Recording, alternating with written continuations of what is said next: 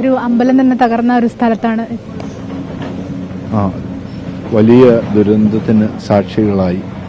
നമുക്ക് ദൈവം തന്നെ തുണ എന്നേ പറയാൻ സാധിക്കുകയുള്ളൂ. അപ്രതീക്ഷിതമായ ഒരു തിരിച്ചടി നമുക്ക് ഈ പ്രകൃതി നൽകിയതാണ്. നമുക്ക് ശ്രദ്ധയോടെ നീങ്ങാം.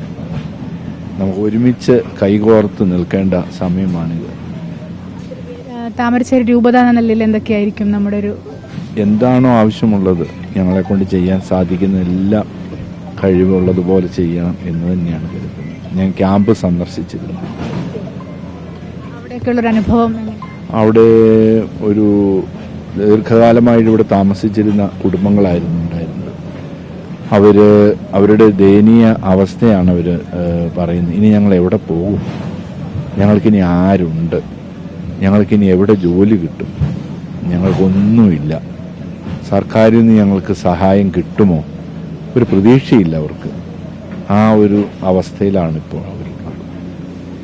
സാർ കൂടി ഒപ്പമുണ്ട്. എങ്ങനെയാണ് ഒരു അമ്പലം തന്നെ നഷ്ടപ്പെട്ടത്? അല്ല, ഇവിടെ വളരെ ദുഃഖകരമായിട്ടുള്ള സാഹചര്യമാണ്. പല കുടുംബങ്ങളിലും ഒരാൾ മാത്രമേ അവശേഷിച്ചിട്ടുള്ളൂ. ഇന്നലെ ഒരു കുട്ടിയെ കണ്ടു. ഒരു കുട്ടി മാത്രമേ ഉള്ളൂ അവശേഷിച്ചിട്ടുള്ളൂ.